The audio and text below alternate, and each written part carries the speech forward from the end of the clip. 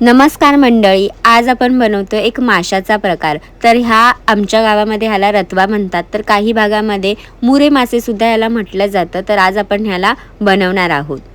रतवा हा एक माशाचाच प्रकार आहे। तर रतवा घरी आणल्याच्या नंतर गरम पाण्यामध्ये हा रतवा घालायचा, झाकण बंद करायचं।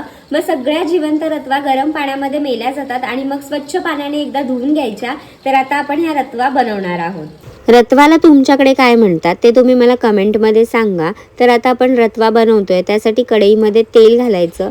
तेलामध्ये एक कांदा बारीक चिरून घ्यायचा, त्याला ह्याच्यामध्ये घालायचं आणि तेलावरती थोडा वेळ आपल्याला कांद्याला परतून घ्यायचा आहे। जर तुम्ही मयुरीज किचनला अजूनपर्यंत सबस्क्राईब केलेलं नसेल तर लगेच जा, सबस्क्राईब करा आणि बेल आयकॉनवर क्लिक करायला विसरू नका, म्हणजे जेव्हा केव्हा मी माझी नवीन रेसिपी अपलोड करेल तेव्हा तुम्हाला त्याचं नोटिफिकेशन मिळेल। तर कांदा आपण व्यवस्थित परतून घ्यायचा आहे। कांदा परतून झाल्यावरती त्याच्यामध्ये 2 हिरव्या मिरच्या, आपण मी मोठ्या मिरच्या घातलेल्या आहेत लांबट, त्याच्यामुळे त्याचे 4 तुकडे केलेले आहेत। तुम्ही 2 तिखट मिरच्या सुद्धा इथे वापरू शकता।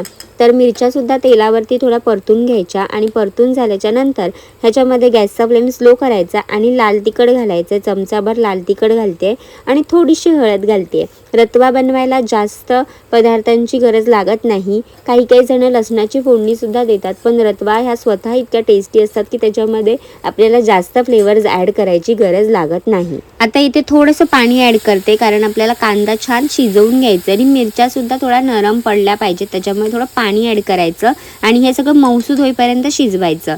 त्यामध्ये ज्या स्वच्छ करून ठेवलेल्या रतवा आहेत त्या घालायच्या। मी सगळा रतवा ह्याच्यामध्ये ॲड करते आणि आपण मिक्स करताना थोडी काळजी घ्यायची आहे, कारण का ह्या पटकन शिजल्या जातात, थोडं नाजूक असतात, त्यामुळे पटकन ब्रेक होऊ शकतात। त्याच्यामुळे अगदी हलक्या हाताने चमच्याने आपल्याला ह्याला मिक्स करायचं आहे मसाल्यामध्ये। तर बघा, एकदम स्लोली करायचं आहे, कारण का त्या ब्रेक होतात, पटकन शिजतात आणि नाजूक असतात, त्याच्यामुळे अगदी हळूवारपणे आपल्याला हे मिक्स करून घ्यायचं आहे। गॅसचा फ्लेम सुरुवातीला मी स्लोच ठेवलेला आहे, फास्ट करत नाही आहे, कारण का ह्या पटकन करपतील, पटकन शिजतात त्या।